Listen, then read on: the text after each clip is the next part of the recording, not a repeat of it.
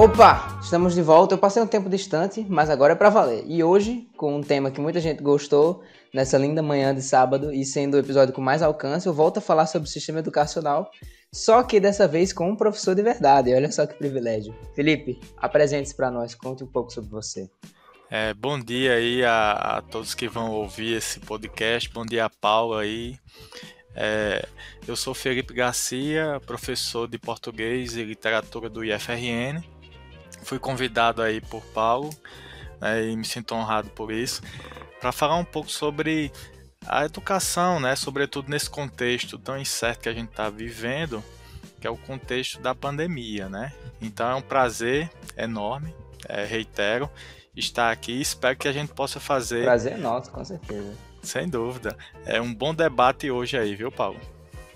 Exatamente. Hoje a gente tem muita coisa para falar, não só sobre as questões mais gerais de sistema educacional, e sim coisas que a gente mesmo já experienciou. Você como professor, contar algumas das suas experiências, que a gente for entrando em alguns determinados assuntos aqui. E para começar, se não for um problema, já que a gente está nesse contexto de quarentena, de pandemia, falar sobre a situação escolar pós-pandemia, né? Talvez até um pouquinho do EAD, porque uma coisa que eu queria saber, Felipe, era a sua conexão com o EAD. Muitos professores têm se adaptando a isso ultimamente por causa dessa pandemia, só que outros não estão. E onde você está nisso? Você gostaria de fazer parte do EAD ou então você não faz? Bom questionamento, Paulo. A questão principal é a seguinte: será que esses encontros que a gente tem com algumas turmas, né, que tem acesso, obviamente, nem todo mundo tem acesso, porque a gente sabe que o nosso calendário foi, por enquanto, cancelado, a gente poderia chamar esses encontros de EAD? Eu creio que não, porque EAD é uma modalidade de ensino totalmente diferente, específica, planejada e pensada para ser à distância. Então, o que a gente faz não tem nome. Se você quiser saber realmente, não tem como classificar esses encontros pelo Google Meet, que é a plataforma mais utilizada, por isso que eu vou citar. Mas a gente também tem o Teams, né, da Microsoft. Então, assim, você pega uma aula que você daria presencialmente e transpõe essa aula para o vídeo. Isso é fazer AD? Eu tenho minhas dúvidas. E os especialistas já estão discutindo um pouco sobre isso, e não há ainda uma definição sobre o que seria essa forma de ensinar através de uma videochamada. Alguns estão tentando inventar nomenclaturas como webinar, né, para ficar um negócio mais bonito, mas sinceramente eu ainda não compreendo essa modalidade. Tanto que quando eu me encontro com os alunos, né, via Google Meet, eu não chamo nem de aula, né, porque aula é uma ideia específica que a gente construiu em torno de uma sala de aula, de uma interação presencial. Então, tem um quadro, tem todo um contexto ali, o corpo fazendo gestos, gesticulando. E se vocês forem pensar, né, público em geral, será que essa videochamada ela pode ser chamada de aula ou de encontro? Então, Paulo, são essas questões que eu tenho na cabeça que ainda não estão bem resolvidas. Por exemplo, o que seria o EAD? Geralmente o EAD tem uma plataforma, os estudantes se cadastram nessa plataforma, existem ainda 2 encontros presenciais por mês em média. Todo o material é pensado para o aluno estudar em casa. Geralmente a modalidade EAD é mais comum nos cursos superiores. Por quê? Porque os alunos têm mais autonomia para estudar em casa. Porque o EAD exige muito que o aluno estude em casa. Todo o material é disponibilizado na plataforma. Então, assim, o que estão tentando fazer no ensino médio não é EAD, é uma espécie de ensino remoto emergencial, porque nem os professores são preparados para EAD. Por exemplo, eu não me considero um professor de EAD porque eu não tenho a formação, né? Eu não faço parte de uma plataforma X ou Y. Os alunos do ensino médio, boa parte deles, eu já fiz algumas pesquisas também com alguns, não tem esse hábito de estudar em casa, né? Não tem um planejamento familiar adequado, um espaço para o estudo. Então, Paulo, são uma série de desafios e questões que a gente está enfrentando e nós não sabemos o que vai acontecer. Mas eu te digo que o que nós fazemos não é EAD. EAD é uma modalidade de ensino que já existe há muito tempo e que, por exemplo, em países como a Inglaterra, é extremamente eficiente, porque você tem uma cultura diferente, tanto no aspecto dos estudos, da leitura, do debate. Então, aqui no Brasil, um dos principais problemas, né, além dessa cultura da falta de leitura, é a questão do acesso, né? Muitas pessoas não têm acesso a essas plataformas e, infelizmente, são excluídas do processo. Mas se você me perguntar se eu já tive experiência AD, eu já tive experiência AD. Lá em meados de 2015, mais ou menos, eu já atuei como tutor. E eu posso te dizer que o que a gente está fazendo agora e alguns professores nesses encontros com MITs não pode ser classificado como EAD. Entendeu, Paulo? Sim, eu acho que o nome deveria ser o que os alunos mais conhecem, que deveria ser videoaulas. Porque o professor não é só a fala dele, não é só ele repetir o conteúdo que está num livro, porque assim era só os alunos lerem os livros indo para aula, não precisaria de um professor. Acho que essa ideia do professor é para que se torne mais interativo, em que ele use o corpo dele para gerar incentivos de algum assunto, para ele debater de maneira mais séria sobre certos assuntos, porque algumas vezes os alunos eles não vão saber a importância de tal assunto, ou então ponderar o que, que esse outro assunto significa, e o professor está ali para isso, para que você possa interagir com ele pessoalmente, e vocês usando suas linguagens até se entenderem e aplicarem isso no seu conteúdo, né? E falando em conteúdo, se você me permite, você acha que a diferença entre o EAD e essas aulas remotas tem a ver com o que é estudado e ensinado nas escolas?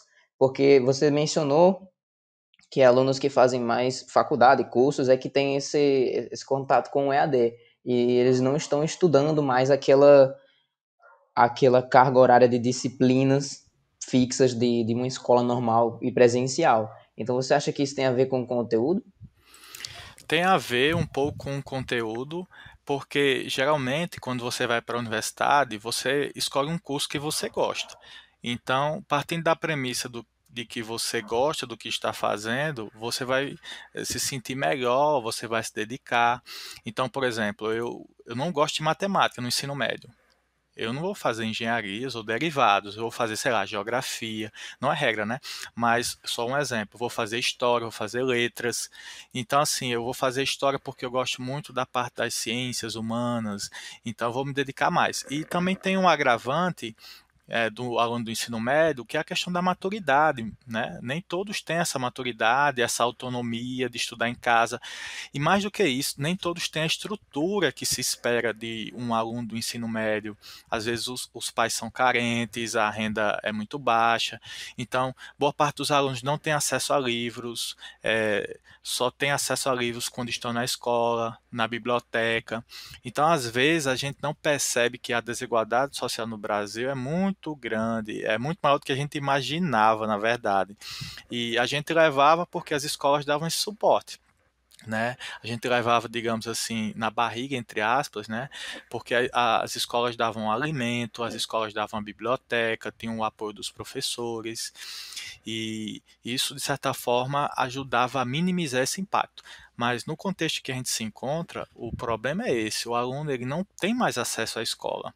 A escola como uma fonte de conhecimento, a escola como uma fonte de alimento, a escola como uma espécie de escape para que o aluno possa até se sentir melhor com os colegas, né, com os amigos, com os professores. Então, no contexto que a gente está, tem muita gente que não tem nada disso, ou seja, perdeu boa parte daquilo que tinha porque não pode simplesmente ir para a escola. Com certeza. Aí, em relação ao que você falou das videoaulas, é engraçado isso, porque quando a gente estava tendo aulas presenciais, alguns alunos diziam que tinham boas videoaulas na internet e que curtiam muito, né? Mas agora que a gente está no contexto da pandemia, você percebe que o que nós fazemos não é videoaula, é um encontro mesmo. Por que que não é videoaula? Porque a videoaula geralmente é planejada, é um conteúdo enxuto, é um conteúdo diretamente Eles colocado. meio que sabem que é para ser para internet. É, exatamente. Não é você adaptar algo que é presencial É, e de maneira brusca você colocar na internet. exatamente. A videoaula, ela é só um recorte do conteúdo conteúdo para uma finalidade X, geralmente tem 20 minutos. Então, imagina só, eu já tive experiências com encontros via Google Meet com algumas turmas e a gente teve quase 2 horas de encontro. Foi muito cansativo, mas não é para mim diferente, né, de uma aula presencial no sentido de quê? De que eu preciso fazer uma aula como eu faço no IF, contextualizada, dialogada, com debate, com contextualização. E não cabe, né, em 2 horas, né? Se você for pensar, essas videoaulas têm 20 minutos. Então, se a gente fosse fazer videoaulas, teria que ser uma coisa gravada com uma câmera específica, uma posição específica, um tempo fechado. É uma forma de conteúdo, Paulo, até menos contextualizado do que o conteúdo em sala de aula presencial. Ou seja, é um conteúdo chapado, é o conteúdo quase pelo conteúdo, sem fazer o aluno às vezes refletir, sem fazer o aluno pensar. Por isso que eu considero um problema esse retorno sem um planejamento adequado, porque a gente pode, infelizmente, se a gente for tentar voltar de todo jeito, aprofundar as desigualdades sociais e mais do que isso, os problemas psicológicos. Só para você ter uma noção, Paulo, eu fiz uma pesquisa com os professores de língua portuguesa, a gente passou para os alunos, né? E mais de 40% de um total de 100 disseram que estavam com problemas em casa, no ambiente familiar, para estudar, mais de 40%, e mais ou menos uns 50% disseram que estão com problemas psicológicos, entendeu? Então, imagina só como é que seria a gente retornar às aulas sem um planejamento adequado. Porque quando a gente pensa num aluno, a gente pensa em quê? A gente pensa que ele tem uma família padrão, a gente pensa que aquela família classe média, a gente pensa que ele tem as condições que nós temos particularmente, mas não, na verdade eles moram com 5, 6 pessoas. A gente pensa que eles têm um computador disponível só para eles, mas às vezes o computador é para toda a família. Então, o pai precisa usar o computador, a mãe precisa usar, o irmão. E nem todo mundo vai ter o seu próprio computador, o seu próprio celular. Então, são muitas questões, Paulo, que a gente às vezes não pensa, mas que são a realidade que pode ainda agravar, sabe, um retorno de forma inconsequente ou sem pensar muito bem, entendeu? Você mencionou a questão familiar, a questão econômica, e com o meu raciocínio lógico que eu deduzo que você não apoia o acontecimento do Enem, né? Porque eu pessoalmente eu não apoio, pelas mesmas opiniões que eu tive no primeiro episódio do sistema educacional, por causa das diferenças, e é muito injusto, sou totalmente contra injustiças, e isso tá claro, e as pessoas não enxergam isso, as pessoas que apoiam o Enem, e eu não sei como é que vai ser isso. Você tem É, alguma ideia? eu concordo com você também em relação ao Enem, porque você sabe que o Brasil tem um histórico em não se preocupar muito com a educação. Ah, precisa ser especialista para saber disso? Não, só precisa ter sido estudante uma vez na vida. Então, assim, Uhum. a gente sabe que hoje nós não temos um governo que está de fato comprometido, né, com a educação. Tanto que há pouco tempo foi decidido o ministro da Educação. A gente estava sem ministro da Educação. E parece que não há um plano nacional para a educação. E mais nesse contexto de pandemia, a meu ver, existem dois ministérios que são fundamentais, que é o Ministério da Saúde e o Ministério da Educação. Eles estão muito juntos, ou deveriam estar, justamente por causa dessa questão da quarentena, da pandemia. Mas no Ministério da Saúde a gente não tem um ministro da Saúde, a gente tem um interino. Então, se a gente for pensar em todo esse contexto, será que eles realmente iriam colocar uma data do Enem adequada? Claro que não, porque não há planejamento, não há estudo. Só para você ter uma noção, Paulo, na França, lá, de forma bastante articulada, eles fizeram uma análise de zonas vermelhas, que são zonas que são mais, Mais que têm afetado? mais afetadas, e zonas verdes e zonas azuis. As verdes menos afetadas, as azuis ficam ali no meio. E eles só abriram as escolas nas zonas verdes, em certas posições. Tem um planejamento incrível do Ministério da Saúde, do Ministério da Educação, do Poder Executivo. Aqui no Brasil, a gente não tem nada disso. Pelo contrário, a gente tem uma política de volta ao trabalho, de volta à sala de aula, mas a gente não está pensando nas consequências drásticas que isso pode causar. Então, o Enem, ele de certa forma foi uma resposta a essa sociedade que não está acreditando que a pandemia é algo muito sério. O fato de o Enem ser em janeiro, como a data pré-estabelecida, perdão, só reforça o quê? A angústia das escolas, sobretudo públicas, né, que estão tentando aí pensar numa volta, os alunos das escolas públicas que estão angustiados porque não voltaram, já tem uma data do Enem em janeiro, e por outro lado, você tem as escolas privadas, que já algumas, né, já estão trabalhando no ensino remoto há um tempo, que querem que o Enem se mantenha na, na data de janeiro. É como se fosse uma briga de fato entre as escolas públicas, as escolas privadas, né? As escolas públicas querendo adiar porque é mais justo, e a gente sabe por que que é mais justo, e as escolas privadas querendo que se mantenha a data. Por quê?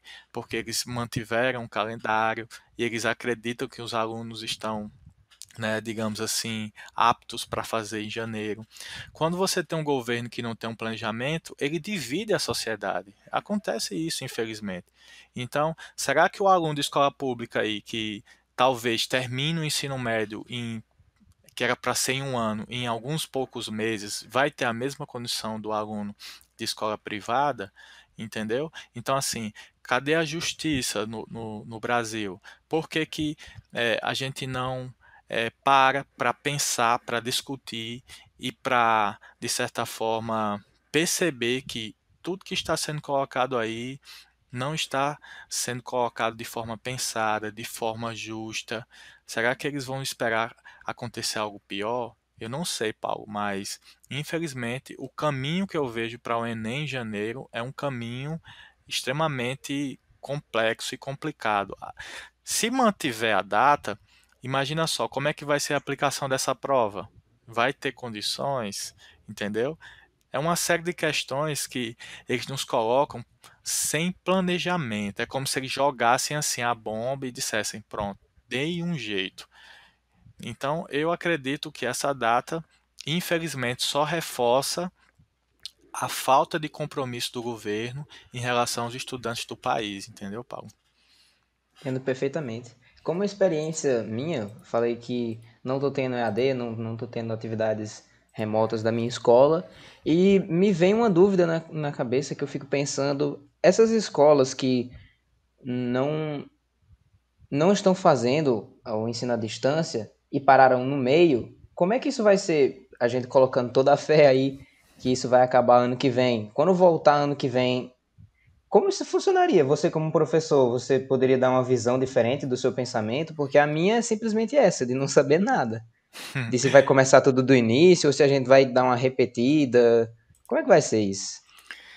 Em relação a essa questão aí, está sendo discutido, né? Não só por nós aqui do IFRN, Campus Caicó, ou do IFRN como um todo, mas no mundo inteiro, Paulo. Então, quando a gente pensa na pandemia, a gente acha que o Brasil está atrasado em relação aos outros países, mas não. O mundo todo faz a mesma pergunta: o que é que nós vamos fazer com o ano de 2020? Mas no Brasil existe uma coisa diferente, a questão mesmo da política, né? Então, por exemplo, enquanto outros países estão planejando, estão se preocupando de fato com a educação, com a economia, com a saúde, o Brasil acabou parando no mar de indecisões, né? No mar de, como é que eu posso dizer, políticas feitas com a barriga, né? Feitas com as coxas. Aí a gente fica à deriva. Por mais que a gente debata aqui, Paulo, se nós não tivermos uma decisão positiva do governo, não vai adiantar de nada, entendeu? Então, assim, eu não tenho essa resposta para você, mas não só eu, o mundo inteiro também não tem. Até porque vários países que voltaram às aulas, que tentaram voltar à rotina, tiveram de parar por causa da questão da pandemia. Porque basta morrer uma pessoa da família, né? Basta morrer uma pessoa importante, que aí as pessoas começam a perceber que a coisa é séria. Mas, ó, tem um exemplo que todos conhecem, que é o da Nova Zelândia, né? que praticamente se livrou da pandemia. Por quê? Porque eles de fato fizeram uma quarentena de verdade. Eu estava lá em meados de março, né, mais ou menos, já falando que se a gente fizesse uma quarentena de verdade, agora em julho a gente estaria livre desse pesadelo. Mas não houve seriedade. O que aconteceu? Os meses foram se passando, julho vai passar, vai chegar agosto e a gente não sabe o que, que vai acontecer porque a gente não tem nenhuma orientação, a gente não tem nenhum encaminhamento. Como eu falei para você, dois ministérios que são mais importantes, o da saúde e o da educação, não estão trabalhando, né, da forma como deveria e fica até difícil da gente Isso é prever a situação. inacreditável. É inacreditável, exatamente. Eu, como professor, já me coloco numa posição assim, como é que eu posso dizer, inquietante, né, em relação ao cenário atual. Imagina um aluno, né, que estava planejando uma vida, estava planejando um sonho, né? O Enem era um sonho, agora o Enem é um pesadelo, né? Então, você percebe que é como se tudo virasse do avesso, e tudo isso por causa de uma falta de planejamento maior de todos, né? Partindo de cima, obviamente, né? Porque a gente segue as ordens de cima. Então, é, é algo que não está definido em lugar nenhum, viu, Paulo? Eu tenho feito pesquisas sobre alguns países para poder acompanhar, mas até agora é, não há uma resposta, digamos, fechada com o que vai acontecer com o ano de 2020. Eu vi que existem algumas propostas, como 2020.1, 2020.2, entendeu? Nossa, Eu fico imaginando, é o que? Uma realidade paralela que eles vão abrir? É? acho que seria melhor se isso acontecesse. É, mas é como eu falei, se nós não estamos levando as coisas a sério. Quando eu digo nós, eu digo governo, né? Como população, tipo, Como fazendo parte da população, população brasileira. exatamente. Porque assim, se a gente estivesse levando a sério, a gente talvez estivesse numa situação bem melhor. Já são, eu vi, acho que foi ontem, 70 mil mortos, né? Com a pandemia. Ou seja, é um número absurdo, Paulo. Não tem condições. É, mas as pessoas não veem porque é aquele ditado, só acredita no que vê. Então, as pessoas que não estão vivenciando isso, não tem ninguém próximo afetado, aí as pessoas acabam ignorando, porque acham que não vai chegar. Mesmo tendo casos na cidade da pessoa. Tipo, o corona tá na cidade, mas a pessoa parece não se importar tanto. Exatamente. Então, ó, só para concluir esse raciocínio, eu vejo também que os estudantes têm uma dependência muito forte da escola, né? No sentido, aí os estudantes mais do ensino médio no geral, no sentido de estudar mesmo, né? Eu creio que pensar o ensino no presente, porque todo mundo está falando do futuro, né? Ah, o mundo depois da pandemia. Eu não sei por que que as pessoas estão discutindo o futuro se a gente não resolver o presente. Mas enfim, na minha visão, Verdade. se a gente for realmente pensar o presente, a gente deveria pensar nessa autonomia do aluno, né? Dessa independência do aluno em relação à escola, porque infelizmente, se não tiver a escola para regular, para instruir, para educar, esses alunos praticamente se perdem. E esse problema ainda é mais grave, Paulo, por quê? Porque a sociedade criou uma ideia de que só a escola é responsável pela educação do aluno. Só a escola é a instituição que vai educar no mundo. Mas não é para ser assim. O professor muitas vezes é visto, né, como um grande terapeuta. O professor é visto como um guardião, como um moralista. Então o professor é como se fosse assim o grande pai, né, da sabedoria que se transformou, digamos assim, nessa instituição que é a escola. Então, quando o aluno está fora da escola, parece que ele não tem pai, parece que ele não tem, né, digamos assim, educação. Parece que a educação ficou restrita a um espaço fechado de quatro paredes, um quadro, um professor e um monte de cadeira. Esse problema é muito grave por quê? Porque a gente percebe agora na quarentena que tem muita gente desenvolvendo problemas psicológicos, não sabem o que fazer da vida, não sabem, por exemplo, programar o dia, porque tudo estava nas costas da escola. Então, isso é um problema muito grave. Eu vou te citar aqui um livro que traz essa discussão muito bem, Paulo, que é um livro de Ivan Illich. Ele é um educador e ele escreveu um livro que é A Sociedade Sem Escolas. Ele vai dizer que o aluno confunde ensino com aprendizagem, obtenção de graus com educação, diploma com competência, fluência no falar com capacidade de dizer algo novo. Aí ele vai dizer, para concluir, sua imaginação é escolarizada a aceitar serviço em vez de valor.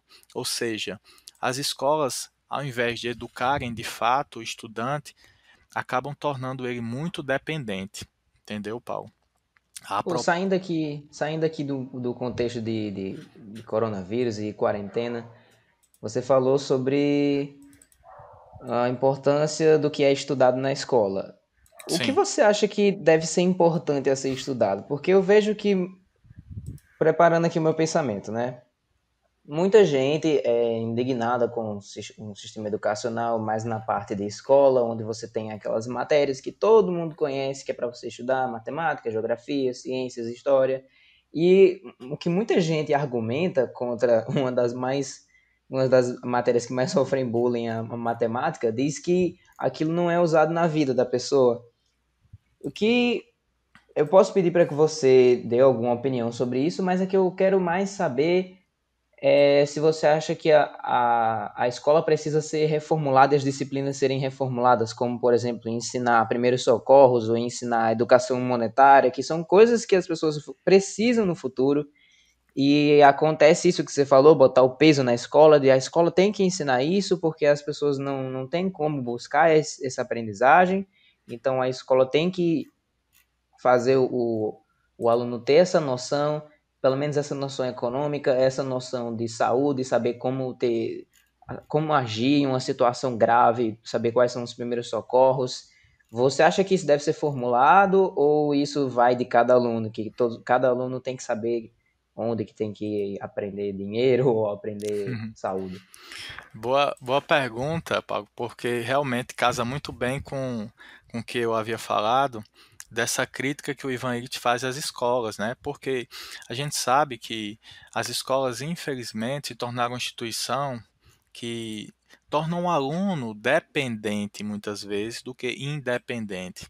Então, ao invés de a escola tentar mostrar ao aluno um pensamento crítico, que ele possa pensar por si só, refletir, não confundir, por exemplo, diploma com conhecimento, com competência ou com respeito. Ah, eu só vou respeitar ou ser respeitado se eu tiver um diploma. Ao invés de a escola educar para a inclusão, para o pensamento crítico, ela acaba fazendo o contrário. Por que que eu odeio matemática? Se a matemática é tão fundamental no mundo, por que que a escola me faz odiar história, por exemplo? Que a gente sabe que sem história a gente não consegue compreender o presente, muito menos tentar pensar como será o futuro. Então, eu creio que esse contexto da pandemia agora, Paulo, está, de certa forma, nos obrigando, ou deveria nos obrigar, a repensar a escola, sim, sem dúvida. Eu vou te dar um exemplo do IFRN, do Instituto Federal como um todo, que ele tem essa proposta de tentar tornar o aluno mais independente, mais autônomo, de tal forma que ele possa pensar o mundo fora da escola e pensar a educação fora da escola. Uhum. Então você percebe que esse projeto do Instituto Federal é um projeto que ele tenta integrar mesmo as disciplinas, é matemática, é história, é geografia, é eletrotécnica, é informática. Então, se você fosse me perguntar em um modelo de escola que não tornasse o aluno tão dependente, o aluno tão controlado ou o aluno tão mudo, seria o IFRN, seria os institutos federais como um todo, porque você percebe que o compromisso com a educação do IF, né, é justamente esse compromisso de autonomia, de que o aluno possa, por si só, aprender a estudar, aprender a pensar, mas é um processo muito mais profundo que precisa ser pensado de uma maneira muito maior. Isso tem que partir, por exemplo, de um Ministério da Educação comprometido em pensar um currículo que realmente trabalhe a realidade dos alunos. Se a gente não fizer isso, a gente vai simplesmente educar alunos para serem grandes consumidores compulsivos, a gente vai educar aluno para ser simplesmente buscadores de títulos, de diplomas, de certificados, mas no final das contas, a gente não vai ter um pensador, a gente não vai ter alguém fazendo a diferença lá fora. Pelo contrário, a gente só vai ter pessoas reproduzindo mais do mesmo. Individualistas. Individualistas, perfeito. Ó, quer símbolo maior do individualismo do que essa pandemia?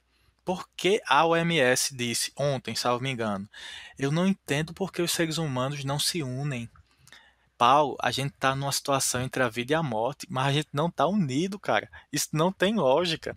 Então, assim, é, educar para a sociedade, educar para solidariedade, educar para a autonomia, para a liberdade, para a coletividade, a gente vê nos institutos federais.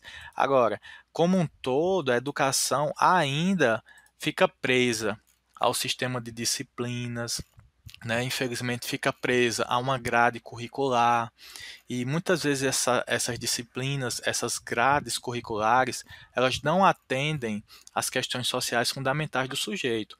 Por que que a gente tem tantas pessoas com problemas psicológicos? Por que que a gente tem pessoas que não conseguem tomar uma atitude? Por que que a gente não tem educação fora da escola? Isso é muito grave, porque nós somos educados, né, desde criança dentro de uma escola. Mas não somos pessoas melhores por causa disso. Por que que a escola não está conseguindo atingir a sociedade? Aí eu vou te dizer por quê. E a minha hipótese ela vai seguir o pensamento de Ivan Illich.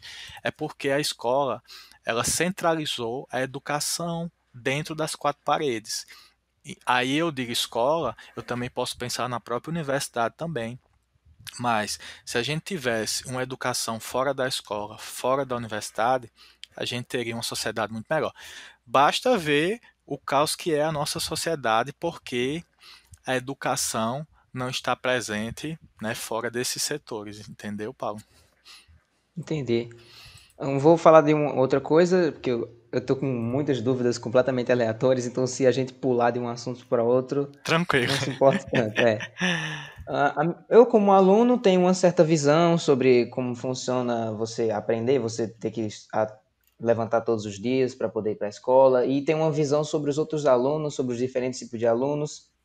Só que a gente acaba esquecendo que os professores também, eles já tiveram essa experiência e estão tendo de novo, só que do outro lado, né? Que é uma das coisas que eu sempre pensei, que era em relação à família, que você tem, quando você vira pai, você começa a viver duas vezes, porque a primeira parte da vida você tá na visão da criança, aí a segunda parte da sua vida você vai estar na visão de pai. Você vai ter que passar por tudo que você passou, só que o seu filho vai estar passando isso. Essa é uma ideia, algum pensamento que eu tive. Uhum. Isso pode ser aplicado na escola, porque o professor ele já foi aluno, ele já estudou a vida toda jovem dele, e aí agora ele está ensinando a outros jovens. E um dos pensamentos que você percebe entre os alunos é que há aqueles em que se unem e há aqueles que não se unem, há alunos que não gostam de outros que não estudam, ou alunos que estudam gostam de outros que não, enfim. Eu queria entender do seu lado como professor e tem experiência nessa área, o que passa na sua cabeça quando você tenta compreender a vida, os pensamentos de um aluno que estuda e um aluno que não estuda? Por que que eles não deveriam ser tratados de maneira maldosa dos dois lados? É interessante a pergunta, é porque quando você pensa no aluno que não estuda, é quase taxativo, né? Assim como do É aluno meio que que um rótulo. é um rótulo, sem dúvida. O aluno que estuda e o que não estuda, eles são rotulados, porque a gente acha que o que estuda sabe, né? E o que não estuda não sabe. Mas na verdade nem sempre é assim. Se a gente for pensar além dos rótulos ou das aparências, às vezes o aluno que estuda, ele consegue tirar seu 9, seu 10, né? Mas ele não consegue pensar. Por outro lado, o aluno que não estuda, ele vai tirar lá seus 3, seu 4 na nota, mas ele é um grande pensador, né? Aí a pergunta é: será que nosso sistema de avaliação dá conta?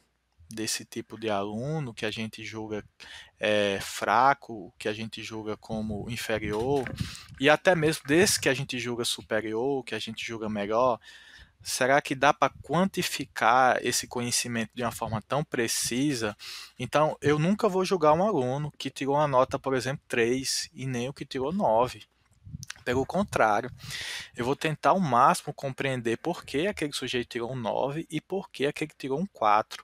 Veja, é muito difícil a gente trabalhar num sistema educacional no qual você deve dar uma nota para o aluno, porque a nota parece um prego na barriga dele, assim como se colocam É pregos. como se fosse o juízo final. Exatamente.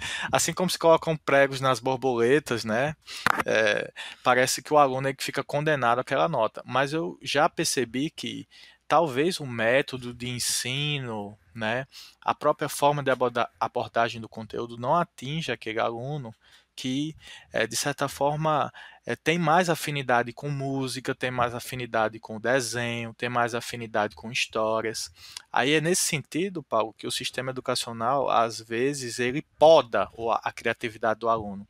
Ao invés de ele explorar potencialidades, ele dá um 3 para um aluno, que valeria um 10 em outra Meio que situação. puxa para outro lugar que a pessoa tava. Tipo, ela tava lá fazendo as coisas que ela mais gostava, que ela se sente bem fazendo, que ela tem experiência fazendo, se sente bem e faz bem na visão das outras pessoas. E meio que ela é puxada para um contexto onde todo mundo tá todo mundo numa filinha sendo moldada a cabeça e essa pessoa tava brincando do lado de fora, sendo espontânea. E aí o sistema educacional puxou ela para ser mais uma no meio de tantas outras pessoas com um fardamento e sentar Exa numa cadeira. exatamente, Paulo. Você já está sacando a ideia. É isso mesmo. Você vai ser mais um numa fileira de alunos com a farda X ou Y seguindo o que os outros, né, estão fazendo. É esse o maior problema do sistema educacional, e quando se pensa nesse sistema de notas, é pior ainda, porque a gente acaba julgando muitas vezes essas pessoas que se rebelam contra essa forma de organização educacional. Se rebelam não de forma consciente, às vezes é inconsciente mesmo, né? A gente se pergunta às vezes em casa, por que que o professor mostra isso? Por que que ele fala daquilo? Por que que ele não pensou naquilo? E você sabe, Paulo, como aluno, tem professor que nem gosta quando o aluno faz uma pergunta, quando o aluno Nossa. questiona, né? Às vezes a Uhum. resposta é assim, é porque é assim. Ó, você não estudou muito para saber ainda. Quando você estudar mais, faça uma pergunta melhor. Não é desse jeito? Acho que são professores que só repetem o que os livros pedem para ele ensinar e ele nem se faz presente como uma pessoa, uma personalidade humana. Porque é isso que acho que os alunos estão procurando. Você deu o exemplo do professor ser um pai, de ser uma figura afetiva para o aluno. Então, se o professor ele é apenas um robô que repete o que o conteúdo está dizendo e ele não se faz de prontidão a responder, ou então a entender a dúvida de qualquer nível que seja a dúvida do aluno, então acho, perdão, eu não acho que isso seja o ideal a se fazer, você se tornar um robô como professor. Eu posso dizer, como aluno, de várias vezes que eu já escutei de outros alunos, tem os professores que os alunos mais gostam e os professores que os alunos menos gostam, e você acaba percebendo que o que os alunos mais gostam são de professores que, entre aspas, brincam junto com eles, mas não brincarem no sentido de deixarem de lado o aprendizado, Isso. mas que ele se faz uma pessoa junta daquele ciclo de pessoas. Ele consegue, de maneira única, juntar a sala para um bem maior, que é o aprendizado, seja da matéria dele, ou seja de alguma coisa que ele esteja ensinando, porque eu não acho que os professores devem se restringir apenas ao conteúdo que está ali, a gente só tem que aprender aquilo. Eu acho que algumas vezes que professores ensinaram alguma lição de vida, e isso foi bastante importante, porque todos os alunos eles vão para casa com esse pensamento, e aí eles comentam em grupos de salas e sobre o que aquele professor falou, e eu acho isso muito interessante, e eu acho que isso seria muito tocante aos olhos de um professor se ele visse que aquilo estava acontecendo, que os alunos estavam comentando sobre o que ele falou no grupo da sala, que normalmente é só para os alunos interagirem e eles estão falando sobre o que um professor disse na aula, né? Se eu fosse professor, eu acharia o máximo. Não é muito massa, porque eu defendo essa visão humana do professor e defendo ainda mais a questão da criatividade do ser humano. Tanto que eu tento trabalhar ao máximo, né, nas minhas aulas, nas minhas atividades, essa criatividade.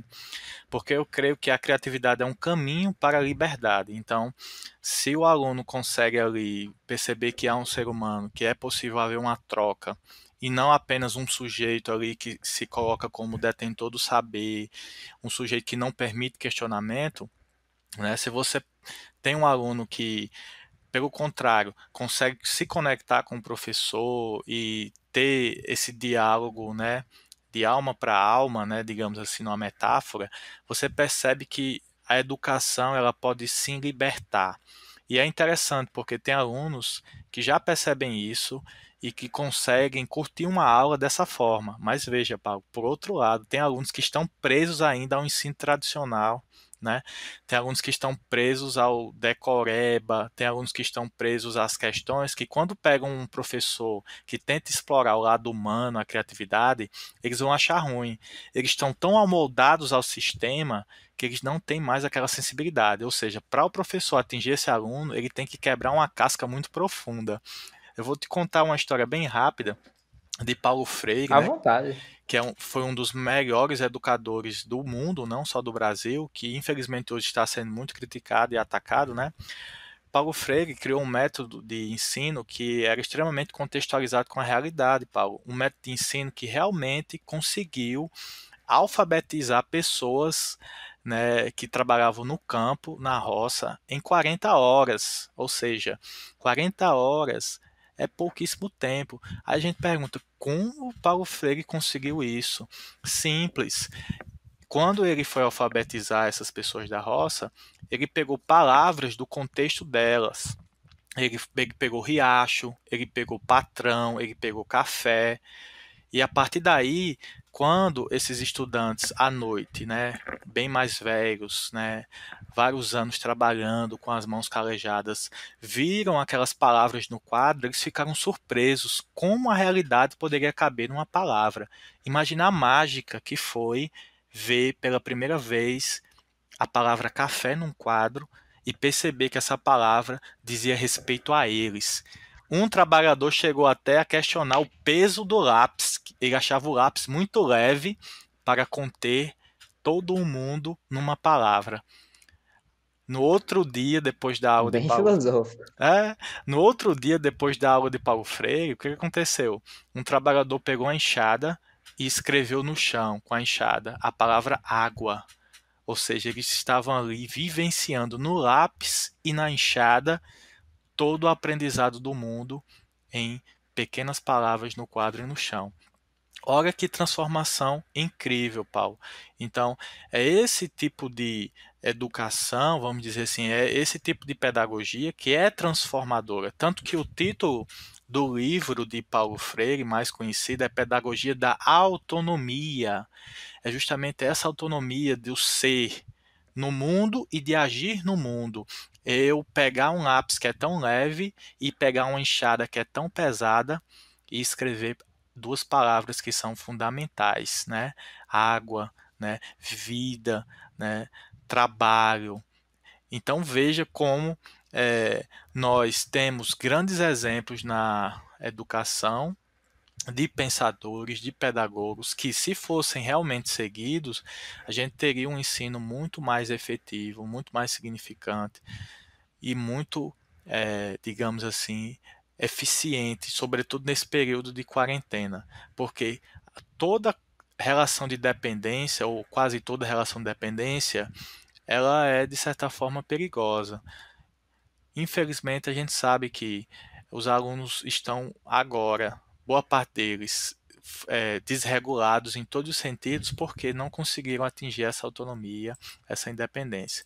Mas, se nós fôssemos pensar numa educação libertadora, seria uma educação que estivesse fora das quatro paredes da escola. Uma educação que vai desde eu atravessar uma rua, de eu entrar numa loja, de eu atender um cliente, de eu sorrir para alguém na rua, de eu procurar um livro, de eu visitar uma biblioteca, que na minha visão seria um sonho se o Brasil conseguisse perceber isso, sabe, Paulo? É uma visão muito humana. Eu achei bastante reflexiva essa história do Paulo Freire. E voltando um pouquinho àquela questão sobre podar a criatividade, você pode pegar um exemplo claro, que é a grande questão. Por que os alunos odeiam provas? Sim, Tipo, sim, a primeira parte é você pensar, porque é algo que vai, como você falou, vai botar o prego na borboleta, aquilo vai definir ele. Então, isso. é normal que ele pense que tudo dele depende daquilo. Ele tem que privar tudo que ele faz no dia, às vezes algumas alegrias que ele tem, seja participar de uma ligação com os avós, ou então brincar com a família, ou assistir algum desenho, algum filme. Ele vai ter que tirar tudo isso para poder, não, hoje eu tenho que estudar porque amanhã tem prova, eu não posso ser ruim nessa prova porque essa prova é importante. Eu acho isso muito errado, porque a ideia, eu acho que eu entendi a ideia de prova, e aí você pode me dar aí sua opinião sobre o que você acha de provas, como você faz suas provas, mas eu acho que para o que as provas foram feitas, foi o seguinte, quando você tem algum conhecimento e você tem que aplicar ele como uma parte aqui na sociedade, você tem que saber os determinados assuntos. Porque Isso. se eu pegar um exemplo de médico, se você não souber tudo que um médico de hoje em dia sabe, você vai estar pondo vidas de pessoas em risco. Então, adaptando isso à questão que eu quero explicar, a Hum. prova ela vai identificar se você sabe tudo isso para que você seja apto a realizar esse trabalho, a ter esse diploma e continuar. E é usando esse continuar que você bota isso na escola.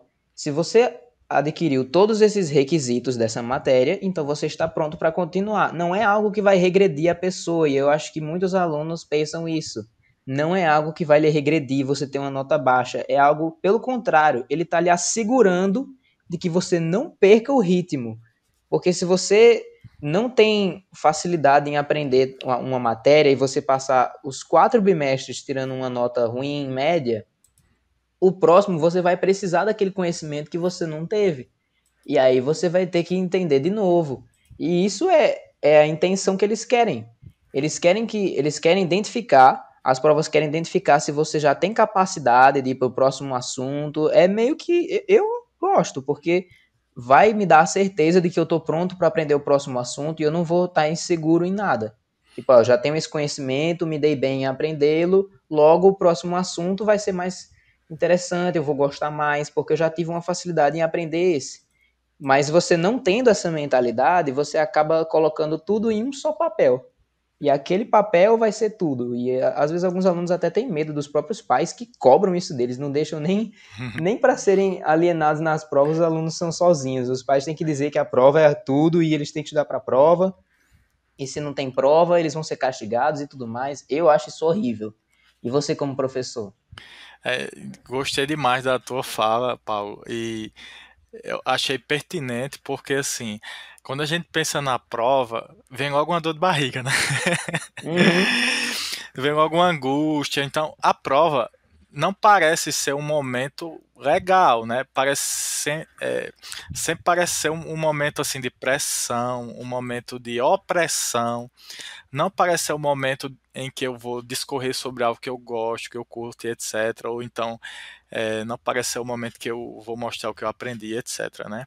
Enfim, a minha opinião ela é o seguinte: a prova realmente ela não diz quem você é, ela diz como você está naquele dia, naquele momento, Exatamente. na, Eu lembro que você naquele falou instante. que. Lembro que você falou que você confirma aí, você deixaria alunos remarcarem provas se não tivessem se sentido muito bem naquele Isso, dia, ou isso. tivessem meio tristes, meio deprimidos, qualquer questão, seja psicológica, seja familiar. Por quê? Concordo. Eu, sim, eu não escutei, Paulo, o último. Então, por que você acha que as pessoas deveriam desconsiderar tudo isso de ser só uma data e que quem não se sente bem no dia, seja psicologicamente ou familiarmente, deveria ser remarcado? Porque, assim, na minha visão, tudo parte dessa questão da autonomia mesmo, certo? Por que que existem as provas? Pergunta, por que que existem as leis, né? Então, assim, infelizmente, a gente sabe que a autonomia não é algo ainda muito bem desenvolvido, ainda mais na fase da adolescência. Se a educação fosse muito associada à prática, né, ao desenvolvimento de habilidades e competências, talvez a gente não precisasse de uma prova. Mas aí você tem que repensar todo um sistema educacional para repensar a avaliação. Será que uma avaliação diferente, uma avaliação que considerasse habilidades e competências e que realmente estimulasse o aluno a fazer a avaliação e não o contrário, né? Deixasse ele nervoso, apreensivo ou rotulasse ele com a nota. Se a gente fizesse um sistema diferente com a quantidade de alunos que nós temos em sala, será que nós daríamos conta? Talvez não. Então, assim, é interessante porque quando você fala em educação, você tem que pensar em todo o contexto. Quando a gente fala de um aspecto, por exemplo, como a avaliação, isso envolve todo um contexto de estrutura curricular e etc. E por aí vai. Mas pensando no contexto que nós temos, infelizmente a avaliação ela não dá conta total do aprendizado. Você pode até perceber nas minhas aulas e nas atividades que eu passo. Eu passo muitas atividades, né, Paulo? Uhum. Por que que eu passo muitas atividades? É porque, para mim, avaliar é justamente isso, é produzir, entendeu? É tentar explorar habilidades e competências. A prova é um momento, né? É uma atividade avaliativa, mas, por exemplo, existem avaliações que são consideradas como globalizantes. Eu vou avaliar não só no momento da prova, eu vou avaliar você em sala, na participação, nas atividades. Mas veja, na estrutura que nós temos, avaliar de forma global 40 alunos. Aí você tem 5 turmas com 40 alunos, você tem 200 alunos. É muito mais complicado. O que é mais fácil fazer? Duas provas no bimestre ou tentar avaliar de forma global? Claro que é fazer duas provas no bimestre, infelizmente, para dar conta da demanda, porque a gente tem um sistema de ensino que é extremamente abarrotado de alunos em sala de aula. Aí eu vou dar um exemplo de alguns países desenvolvidos, por exemplo, a Finlândia. Lá você tem no máximo 20 alunos em sala de aula, 15 alunos em sala de aula. Aí o professor trabalha de verdade com todos os alunos. Então, assim, a avaliação, ela é um momento importante, mas não deveria ser o único momento. O que acaba sendo o único momento em muitas disciplinas, por uma série de razões. Quantidade de aulas, quantidade de alunos. Você acaba não explorando as potencialidades. Aí a gente cai naquela mesma questão, viu, Paulo? Você acha que está com 9, mas você está com 9 em que aspecto, em que momento, em que circunstância? Aquele número, ele diz muita coisa ao mesmo tempo que diz quase nada, entendeu? Às vezes a gente até julga, poxa, aquele aluno que era muito inteligente, que tirava muitas notas boas, não passou no Enem. Aquele que passou só com 6 foi aprovado em medicina. Então, assim, como se explica isso? É simples. Aquela nota não vai, de fato, certificar o que você sabe, ela não vai dar conta da tua complexidade. Então, o aluno ele pode tirar um 9 ali, mas ele não está, como eu havia falado há pouco, ele não está, digamos assim, preparado, né, para um pensamento, digamos assim, mais complexo, um pensamento mais aberto, mais amplo. A cabeça dele está muito ainda ali fechada num conteúdo. É como se o fato de ele saber aquele conteúdo e de tirar aquele 9, né, certificasse a inteligência dele.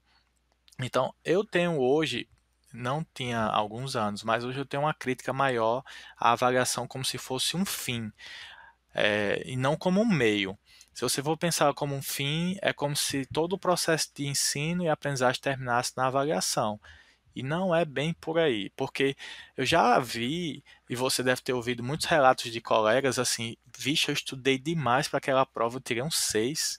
Aí outro vai e diz Muita gente assim, culpa o nervosismo, né? aí tem um nervosismo, tem uma série de questões. Aí o outro diz, pô, eu nem peguei no livro, só assisti na aula, eu tirei 8. Então, assim, é uma coisa que é muito complexa. de analisar de uma forma, digamos assim, muito rápida.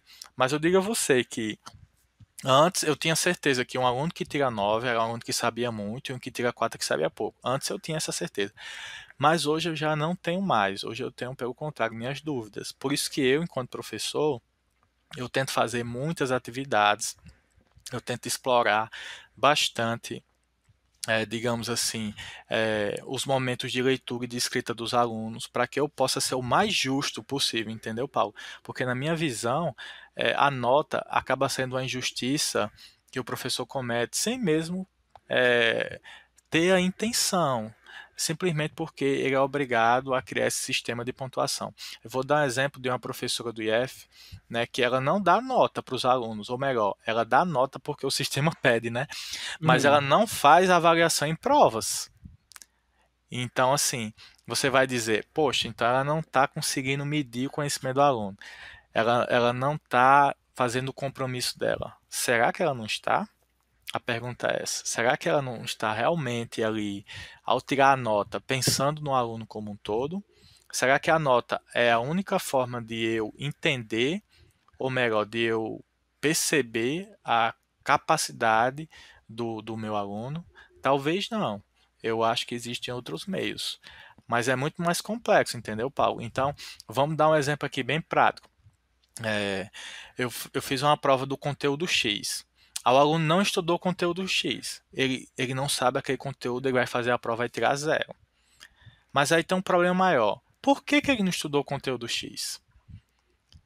E aquele que nem Vixe, foi. ficou muito aberto, eu acho, porque aí a gente pode colocar tudo. Ele pode simplesmente É, não ter tido mas gosto, pode. pelo, pe- Nossa, pode ter tido tudo. pela lógica, não seria, digamos assim, claro que ele deveria ter estudado pela lógica, né? Aí a É, pergunta é, por que que não estudou? Aí você imagina, ele estudou, mas não foi fazer a prova. Aí você fica perguntando, poxa, dá para entender esses casos? Por que que ele não estudou? Por que que ele estudou e não foi fazer a prova? Então, assim, eu creio que um debate mais amplo, sabe, Paulo? E já existem estudos que falam sobre isso, sobre avaliação. Seria muito mais frutífero de ser feito para discutir formas de avaliação que não sejam tão restritivas quanto a prova tradicional, por exemplo. Ó, o seminário que eu faço, que eu chamo até de apresentação criativa, é uma maneira, entendeu, de explorar essas capacidades, essas potencialidades. É uma maneira de tentar, né, contemplar esse todo. Mas aí cai naquele mesmo argumento que eu falei no início. Quando o aluno confunde escola com ensino e com aprendizagem, quando ele sai da escola, ele não vai estudar porque ele não vê interesse, ele não vê função, ele não vê, digamos assim, utilidade. Ele acha que o que está na escola não está no mundo. Então, eu ele foi sempre. só empurrado para aquilo. Ele é obrigado a ir para a escola. Começa aí o problema. Já na Constituição, ele é obrigado. Então, imagina só, Paulo, você ser obrigado a fazer uma coisa, você iria gostar? Acho que não, acho que ninguém, né? Exato. Então, por que que a educação é uma obrigação e não um direito de ser humano? Então, se você for pensar, isso é muito triste, porque se eu tenho um aluno na minha sala de aula que está sendo obrigado a assistir a minha aula, que está sendo obrigado a fazer uma prova, você deturpa todo o sentido da educação. Então, a minha crítica, que eu coloquei lá no início, de que é preciso pensar a educação fora da escola mais do que dentro da escola, ela é infelizmente muito pertinente nesse sentido da avaliação também. Por quê? Porque muitas vezes o aluno vê a avaliação como uma espécie de punição. Ah, o professor não gostou da turma, você já deve ter ouvido isso. Então ele vai Né? botar uma prova lascando. Se ninguém ficar em silêncio, a prova vai ser difícil.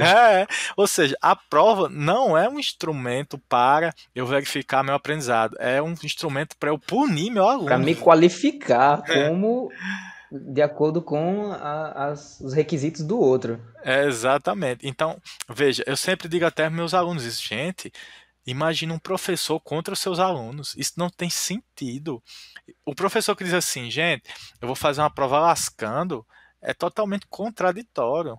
Porque ele, além de ser o professor, ou perdão, além dele ser o produto, né, ele é o produtor daquele ensino, aprendizagem, naquele diálogo. Então, se uma turma é punida por ele, automaticamente ele é punido também. Mas tem muitos professores que se orgulham de reprovar muitos alunos, né? Eu, hein? Mas é isso que eu digo, Paulo. Ó, a avaliação, eu vou ser bem sincero. Por mais que você tire um 9, ela não vai dizer ali que você realmente tem aquela certificação, não. Aí eu vou dar um exemplo aqui muito claro. Você conhece Eric Jacquin, do MasterChef? Conheço. Pronto. Eric Jacquin fez um vídeo falando da época que ele era estudante de culinária e que o chefe pediu para ele fazer um omelete. Aí ele fez um omelete, o chefe disse, tá um lixo. Aí ele fez outro, tá horrível. Ele fez outro, disse, não presta. Você nunca vai ser cozinheiro. O chefe disse isso pra ele. Aí ele foi pra casa triste. Imagina, é que jacan, né? Aí ele disse que comprou duas bandejas de meia dúzia, de uma dúzia de ovos, né? 24 ovos. Aí ele disse Nossa. que passou a noite fazendo omelete. Quando foi no outro dia, ele foi lá e conseguiu fazer um omelete. Aí ele contando essa história do passado e fazendo um vídeo ensinando como os outros fazem omelete, entendeu, Paulo? Aí Que massa. nesse vídeo, ele errou o omelete. Aí veja, ele disse assim: olha como é engraçado. A gente nunca aprende. É todo dia você tem que aprender na verdade. O Nunca tem aprendizado um fim, nunca nunca tem um chega a um fim. fim. O aprendizado não é uma coisa dada e pronta. Veja, com toda a experiência que eu tenho em fazer omelete, eu errei agora ensinando como se faz um omelete. E a gente nunca aprende de verdade. Isso é um exemplo de que quando você tira um 9, dá a entender que você não precisa mais se esforçar ou de que não há mais sentido em continuar. Você sabe, Paulo, quando é no terceiro bimestre, muitos alunos que estão passados em certas disciplinas, eles não dão bola para essa disciplina. Você concorda? Concordo. Isso é um absurdo, porque parece que o aprendizado não importa, o que importa é a nota, aí já é um desvio de funcionalidade. Por exemplo, aqueles filmes antigos que tem um mestre japonês de karatê que vai ensinar o jovem, Karate Kid, por exemplo. Você percebe que o mestre nunca elogia o discípulo ou nunca diz que está o suficiente. O mestre sempre vai dizer que está faltando, que ele não fez muita coisa, mas o mestre sabe que ele está ali no auge, mas mesmo assim ele vai dizer que ainda falta, que nunca acaba, que é preciso continuar. E a nota dá a ideia de que a nota, o certificado, o diploma, de que você já tem aquele conhecimento ali e não precisa mais fazer nada. Quantos diplomas tem pendurados na parede que realmente não certificam o conhecimento que o sujeito tem? Ou seja, o sujeito conseguir um diploma estudando de todo jeito, sem se esforçar, passando com a barriga. Aí ele conseguiu um diploma que diz que ele é mega competente, mas na prática ele não consegue atender ao que está escrito naquele papel. Eu sempre digo isso, Paulo, para os meus alunos, que o que é um diploma na parede se você não estudou de verdade? Ele é só um papel pendurado. É, por que que eles são emoldurados? Agora você levantou uma boa questão. Tipo, ali significa que você é uma pessoa melhor do que as outras, porque você tem um Exato. papel emoldurado na parede com uma moldura bonita, detalhada. Não faz Exatamente. sentido. Exatamente. A É, gente pode usar um exemplo de alguém que, vou usar de novo o exemplo da medicina, alguém que foi médico, tem um diploma de 25 anos atrás e um que se formou ano passado, o que se formou ano passado ele tem um contato com uma medicina mais atual, mais bem aplicada, mais bem distribuída e isso, mais bem e bem ensinada isso. do que esse outro. Então, O que é esse é sempre papel na aprender. parede, né? Exatamente. Uhum. Por exemplo, esse médico da década de 80 e um médico de 2019, qual é a diferença entre os dois fundamentalmente? Deve ser, é uma diferença, a meu ver, muito grande. Mas, se o médico da década de 80 continuar estudando, a diferença pode ser mínima ou nenhuma. Por quê? Porque ele sabe que o conhecimento dele não acaba naquele papel pendurado na parede. Pelo contrário, só começa e nunca termina. Agora, se o médico da década de 80 não se atualizar, Paulo, aí o abismo entre ele e o cara que se formou agora vai ser muito grande. Você falou sobre o professor ser produtor e produto daquilo que ele está fazendo, né, da profissão Isso, dele. isso. E você caracterizaria um professor que não sabe dar o conteúdo da maneira que todos os alunos compreendam, um professor ruim? Ou você acha que isso vai dar atenção dos alunos? É, Vamos colocar esse debate gigantesco entre a atenção dos alunos versus o conteúdo dado pelo professor. é bem complexa realmente a pergunta, porque assim, é, eu creio que o professor deve ser aquela pessoa que deve despertar o interesse no aluno, entendeu? Então, por exemplo, se eu dou uma aula que eu mesmo não me empolgo, que eu mesmo não me sinto, de certa forma, bem, ou contente, ou satisfeito, se o problema já começa comigo, como é que eu vou esperar do meu aluno essa interação, essa atenção, esse compromisso? A gente geralmente culpa o aluno, mas eu tento ver pelo lado do aluno como ele se sentiria se tivesse um professor que realmente não mostrasse tanto interesse no que faz, tanta empolgação. Ah, eu estou aqui porque eu já recebi meu salário. Esse conteúdo aqui vocês não vão aprender mesmo, não estão nem prestando atenção em mim. Então, assim, se tem um professor dessa forma, ou um professor que não consegue sair, né, do quadrado, um professor que não explore a criatividade, ou que não explore, digamos assim, ou que não explore o pensamento, instigar a pensar, a provocar, eu creio que o problema pode começar aí, viu, Paulo? Pelo professor, tá? Se o professor faz tudo isso e o aluno não presta atenção, aí eu começo a tentar ver o caso do aluno. Por que, que esse aluno não está prestando atenção, entendeu?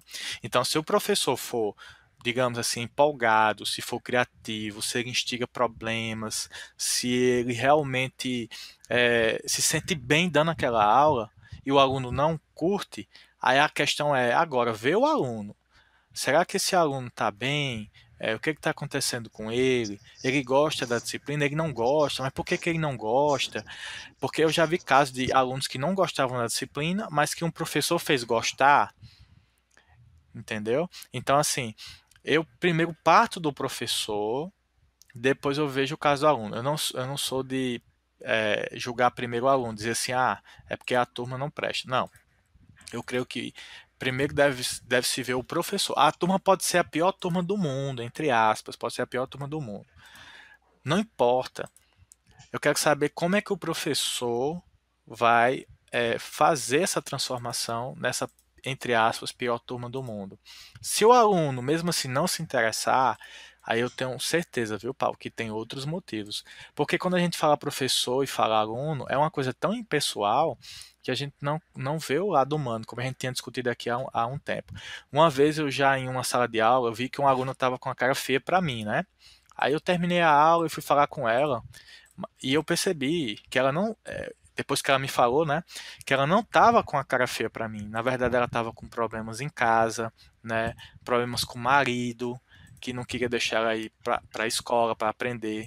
Então, quando você conversa, você percebe que existe um ser humano ali inquieto com outras coisas fundamentais que ele não tem, que é o respeito em casa, né? Às vezes é um prato de comida. E o professor que julga, ele pensa assim: ah, esse aluno não está nem aí para minha aula, eu me esforcei muito, planejei, mas esse aluno tá nem aí. Quando você conversa com o aluno, aí você percebe que tem um universo por trás ali que faz com que ele não esteja ali tão conectado naquela hora. Então, é, para sintetizar, primeiro, o professor, ele é empolgado, comprometido, se sente bem. Se ele for, aí eu vou para o aluno que não é interessado. Por que, que esse aluno não é interessado? É uma questão familiar? É uma necessidade econômica? É um problema psicológico?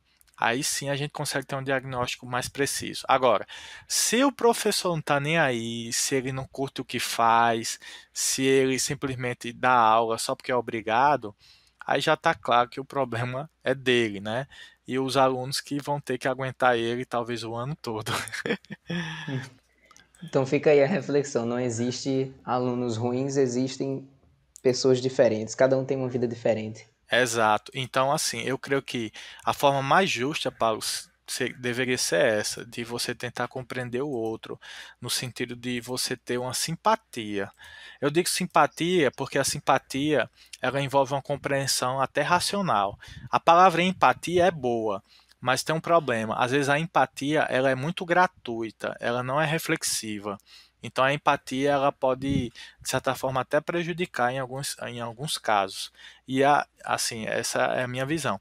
E a simpatia não, a simpatia ela vai levar em conta, além do sentimento de proximidade, ela vai levar em conta também um pensamento, uma reflexão, algo mais racional. Então, se o professor e o aluno têm uma proximidade, agora essa proximidade também tem que ser pensada, a gente não pode confundir, uma proximidade de ser humano para ser humano, a gente pode sim identificar problemas e não julgar de uma forma, digamos assim, generalista. Por exemplo, é porque os estudantes no Brasil não prestam. Ou, é porque todo professor só fez aquele curso porque conseguiu passar por ele, conseguiu passar no Enem, ele não teve nota para passar em outro curso. Então, se a gente parar de falar essas besteiras e começar a pensar a realidade, a gente pode ter muito mais retorno do que a gente imagina, Paulo. A gente falou bastante sobre a escola sendo aplicada aí na maioria dos jovens, e eu gostaria que a gente falasse um pouquinho sobre as crianças, porque pegando o gancho sobre o desgosto das escolas por parte dos alunos, você percebe que um dos argumentos que muitos usam é de querer voltar para a escola ou então para as escolinhas, porque lá a escola era completamente diferente, não tinha isso de prova, e aí você só brincava com seus amigos e você interagia, você se sentia muito melhor. E aí você vai tentar entender o porquê disso. Tipo, o sistema educacional funcionando para as crianças, o que eles vão fazer? Eles vão tentar alfabetizar elas, mostrar situações para elas. Então, muitas das historinhas que as professoras contam têm moral, têm alguma lição, porque eles estão tentando moralizar essas crianças a viverem em sociedade, porque elas estão se distanciando ali da família, né? Estão saindo da família e elas vão para a escola justamente como um treinamento para ser introduzidas à sociedade. Acho que a escola toda é isso, mas na parte das crianças é mais recente, é mais fresco, porque ela literalmente acabou de sair da família dela, não tem mais o contato com a mãe o dia todo, não tem mais o contato com os pais, e então ele vai brincar com essas outras crianças. E ela acaba gostando muito porque é uma pessoa ali como ela, não é uma pessoa gigante que lhe dá comida e bota você para dormir, é um amigo que brinca com você, que sabe o que você faz, que brinca das coisas que você brinca. E por que que isso se transforma em você ter que acordar cedo, aí ler um livro, junto com o professor, fazer uma prova do papel? Por que que eles dizem que isso é ruim, que na pré-escola era bom? A pré-escola tá errada ou tá certa?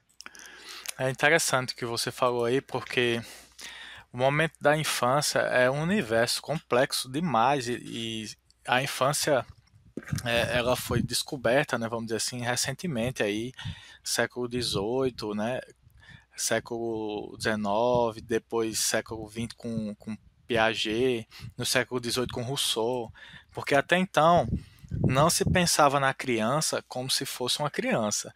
Se achava que a criança era um adulto em miniatura, É um né? mini adulto. Um mini adulto. Tinha até uma palavra bem feia que era homúnculo, né? E- Nossa. é. Então, assim, o que aconteceu? Depois que se descobriu que a criança era um ser sensível, um ser único, especial, que deveria ser tratado de forma diferente dos adultos, aí a gente começou a entender um pouco a infância. Só para você ter uma noção, no século XVIII, no auge da Revolução Industrial, muitas crianças trabalhavam em fábricas, né, como se fossem adultos, não tinha infância, né? O Charles Dickens, o escritor inglês, escreveu vários livros em que os seus protagonistas eram crianças que trabalhavam em fábricas ou que eram raptadas na rua para trabalhar forçadas, né? Então, assim, Charles Dickens foi um dos autores que explorou esse universo infantil e também construiu essa ideia de infância. Então, quando você pensa em escola para criança, é interessante isso, e eu queria comentar contextualizado com o momento também um pouco, com o momento da quarentena. Porque se você for pensar, Paulo, você falou muito bem aí que é um momento em que você vai encontrar outras crianças, é tudo colorido, tem a historinha da professora. Parece que a infância está dentro da escola, não é? É, E, e os pais eles não trabalham a infância fora da escola. Veja que meu discurso desde o início é esse: é, tirar a educação da escola, ou melhor, não deixar a educação só na escola. O que que acontece com os pais? Eles querem se livrar dos filhos. O que está acontecendo na quarentena? Os pais não estão aguentando os filhos. Como assim? Não dá para Os entender. próprios filhos. Então eu vou desenvolver mais a resposta, mas antes eu queria contar um exemplo aqui, que é que eu li na BBC, né, de Londres. Uma família que estava com problemas na quarentena. A mãe estava preocupada porque ela tem 3 filhos, né? E ela não sabia o que fazer com eles em casa. Sabe fazer o filho, mas não sabe o que fazer com ele em casa, né?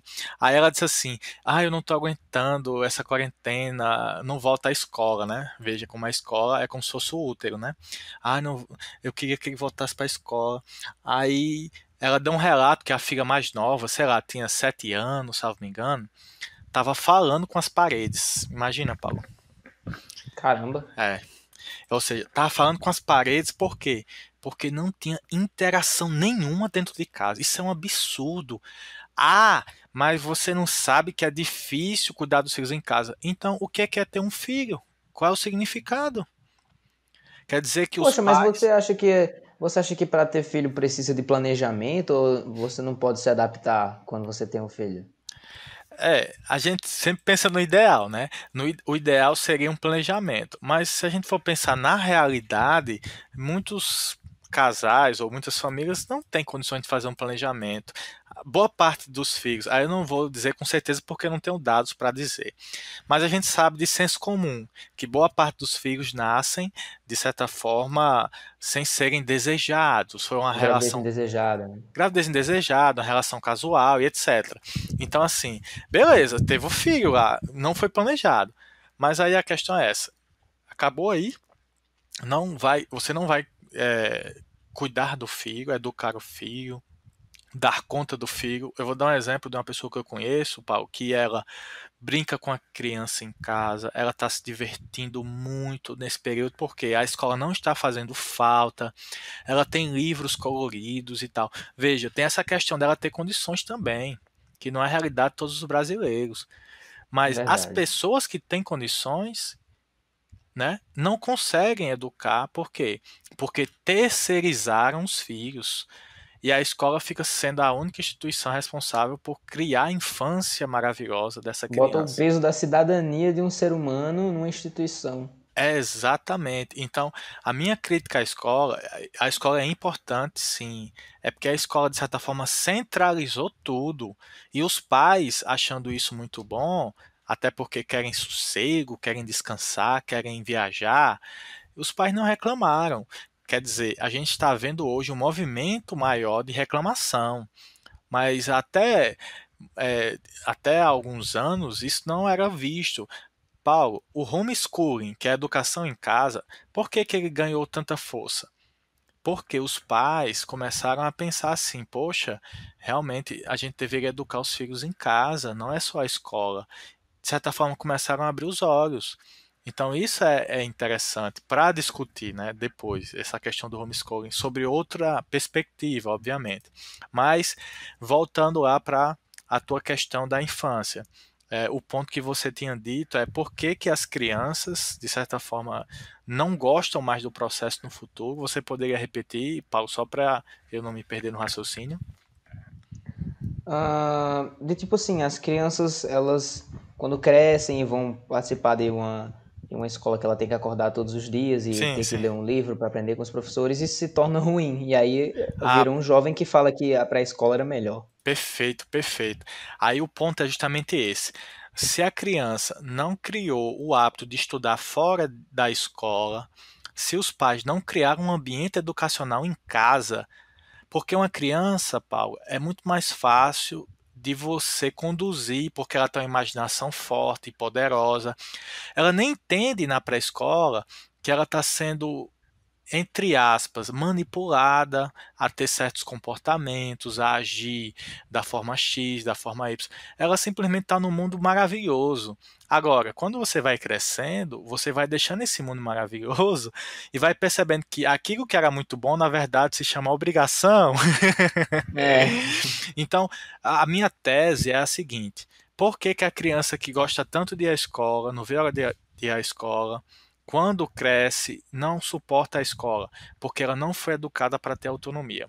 Então, quando ela percebe isso, ela se sente frustrada, aí ela cria uma ideia falsa da infância que era perfeita na escola. Na verdade, era do mesmo jeito, tinha obrigação, tinha fila, tinha avaliaçõezinhas, tinha tudo, mas ela não percebia. Então ela fantasia a infância como se a escola fosse totalmente diferente do que é na adolescência, mas não é, é a mesma coisa. O que vai mudar é, obviamente, o conteúdo, o nível da discussão, etc. Mas no final das contas é a mesma coisa. Por que que a criança que se tornou adolescente, né, não vai gostar mais da escola? Porque ela não foi educada para essa autonomia. E a família não trabalhou isso em casa. Aí, consequentemente, a família vai colocar a culpa em quem? Ou em quê? Na escola, nos professores, em tudo menos neles. Ou seja, menos no trabalho que os pais deveriam ter com a criança, né, de trabalhar essa autonomia. Então, a minha opinião seria essa, viu, Paulo? De que o adolescente que não gosta da escola e diz que a infância era melhor é porque ele tem uma visão errônea da própria infância. Ou melhor, da própria escola na época da infância. Que tinham os mesmos sistemas de obrigação, essa é sua sala, essa é sua cadeira, ó, esse é o conteúdo, só que você não percebia isso. Aí você fantasiou esse passado e acha, né, e achou que o presente, né, de certa forma foi frustrante, mas não é. Tanto que os bons alunos, os alunos que são bons, Paulo, eles têm uma autonomia para estudar em casa que é gigante, entendeu? acho que essa parte da indignação, acho que a maior indignação de um adolescente é as pessoas dizerem o que ele tem que fazer. Então Exato. todo mundo pode confirmar isso. E quando você estava tendo essa experiência na escola, na parte quando você era criança, você tinha a sua vida espontânea, você brincava com os outros, aí a tia fazia uma atividadezinha para você pintar a árvore de Natal, aí vocês conversavam sobre, qual foi o melhor Natal que você teve? Tipo, o pessoal, todo mundo conversando e aprendendo a ser introduzido ali num contexto mais social. E do nada um monte de gente dizendo que você tem que sentar ali, que você tem que vestir isso, que você tem que aprender isso. E o adolescente ele não vai gostar, ele não gosta que as pessoas digam o que ele tem que fazer. Exato. Então acho que esse trabalho, esse, esse ambiente, de forma mais precisa falando, foi trocado na infância, porque o aluno ele deveria ser aplicado nesse contexto social e interagir mais com as outras pessoas, ser ensinado a isso em casa. E aí na escola ele ia desenvolver as questões morais, as questões críticas dele, mas a forma Isso. como ele se desenvolveria praticamente com o seu corpo, com suas expressões, com seus sentimentos, isso deveria ser em casa. Só que o que ela faz? Ela troca isso, ela coloca tudo isso na escola, quando ela é criança. Então a escola é aquele lugar onde ela se sente feliz, onde ela explora todos os sentimentos, onde ela tem todas as historinhas com morais e onde ela aprende várias coisas todos os dias. Chega em casa, ela, papai, eu aprendi que a cor do céu é azul, porque tal. E aí, quando ela tem essa transição para outra escola, se torna algo completamente diferente. Ela fala, por que, que não tem mais isso? Por que, que não tem? Porque ela trocou as atividades. O que era para ser em casa acabou que foi na escola. Exatamente. Se você for pensar, a escola, e você falou muito bem, tem um papel importante nesse sentido, de potencializar, né, essa criatividade, né, de explorar essa relação com os outros coleguinhas. É um universo muito importante, é um universo fundamental. Mas se esse universo ficar fechado nele mesmo, aí é que reside o problema, porque quando a criança cresce, ela vai começando a perceber aquilo que quando era criança ela não percebia muito bem, né? Ela apenas lidava com o mundo de uma forma especial, até porque a gente sabe que a criança tem sim uma visão diferente sobre o mundo, né? É uma questão cognitiva também, né, de desenvolvimento intelectual, mas a criança muitas vezes é comparada com um poeta, por exemplo, né? Que o poeta consegue pegar a coisa mais triste e transformar na coisa mais alegre do mundo, né? O poeta e o escritor e o artista como um todo tem essa visão sempre esperançosa sobre o mundo. A criança é um poeta, né? É um artista. Então, o que acontece com o artista quando ele começa a crescer e a perceber o que é a sociedade, né? O artista começa a perder um pouco a sua imaginação. É aquela velha metáfora, ele é podado literalmente, entendeu, Paulo? Então, aquela coisa colorida, diversa, imaginativa, é, aquela coisa que instigava você a pensar mil possibilidades e interagir, era transformada em um conjunto de fileiras com pessoas de fardas iguais e com um quadro branco, negro, umas paredes cinzas. Então você perde toda aquela, né, aquela sugestão, né, que a infância dava, o ambiente escolar dava, de desenhos na parede, de textos. Uma sala de aula do ensino infantil, Paulo, parece um desenho animado, cara. Aí você vê nas escolas, quando você visita de ensino médio, parece um laboratório a sala de aula. Então, Uhum. você vê que eu sou um dos que criticam um ambiente da sala de aula do ensino médio. Eu acho que o ambiente de sala de aula do ensino médio deveria ser um ambiente muito mais chamativo ou muito mais instigante, porque o ambiente daquelas paredes, eu até digo, dos institutos federais, é um ambiente muito chapado, né? Você não tem profundidade ali naquelas paredes.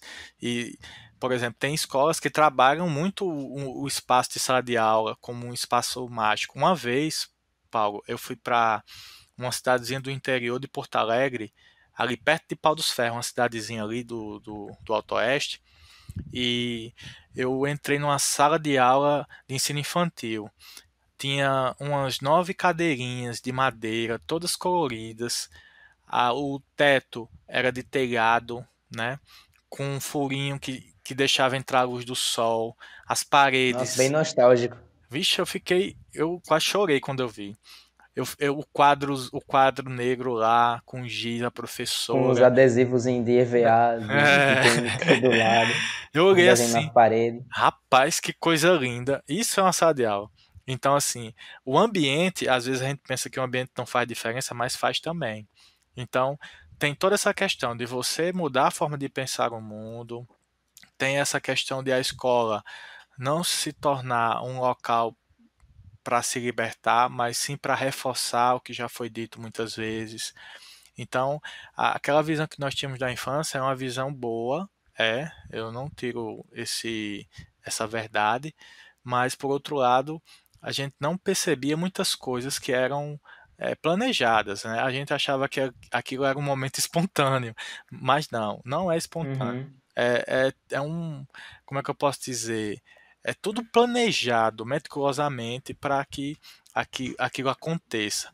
Então, quando você é adolescente e você percebe isso, você começa a questionar realmente o seu papel, né, na sala de aula, o papel do ensino, a importância das disciplinas. O período da adolescência é um período questionador, né? E se a sala de aula não der conta, infelizmente vai acabar excluindo, né, essa pessoa que tem, tinha todo o potencial para fazer diferença, porque não tenha dúvida, Paulo, os que questionam são aqueles que têm um grande potencial, ou pelo menos já revelam um grande potencial para fazer a diferença em qualquer sentido. Agora, eu digo questionar de verdade, né? Não é reclamar, não. Aí já é outros 500. Vou finalizar com uma pergunta bem importante e mais pessoal para você e bem geral. Se quiser, você pode conversar o tempo que você quiser sobre. Certo. Mas qual é o seu objetivo sendo um professor? Realmente é uma pergunta difícil, viu? Porque antigamente, né, vamos falar que não o povo, né? Antigamente se pensava no professor como uma espécie de missionário, né? Ah, ele é professor porque ele tem uma missão a cumprir. Ah, ele é professor porque ele tem, de certa forma, um dom ou um talento. Existem vários discursos nesse sentido, né? A gente sabe por que que esses discursos eram produzidos. Pagava-se mal para os professores, não tínhamos cursos de licenciatura, era magistério. Então era muito fácil dizer que era dom, talento, missão, porque realmente quem iria se arriscar a ser professor sem ter estrutura nenhuma? Tinha É que ser um, verdade. tinha que ser um guerreiro. Aí eu estou falando um pouco da realidade por trás do mito, né, do missionário, e hoje a gente não tem muito isso, de ser professor com um objetivo maior no sentido de missão, né? Portanto, a resposta realmente é muito pessoal. Se você for perguntar a alguém qual seria o objetivo com o professor e etc. Eu posso dizer que, de certa forma, pessoalmente, eu me sinto bem quando eu estou em sala de aula, sabe? Eu gosto de discutir, conversar, debater. Eu vejo a sala de aula como um ambiente para isso, né? Para debater, para discutir. Aprender para mim é muito bom, é algo assim que me deixa extremamente empolgado. Aqui em casa, quando eu aprendo alguma coisa, a minha esposa vem e ela tem que me aguentar, porque eu vou ficar falando com ela até eu cansar. É igual um filme, você assiste um filme e fica com vontade de dizer para alguém, né?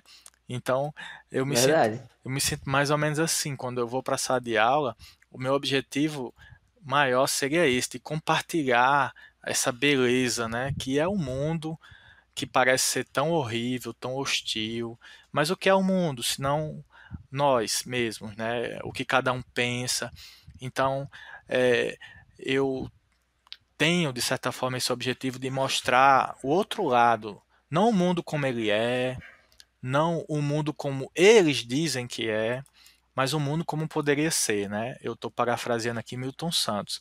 Então, eu creio que o meu objetivo como professor é tentar mostrar um mundo melhor, né?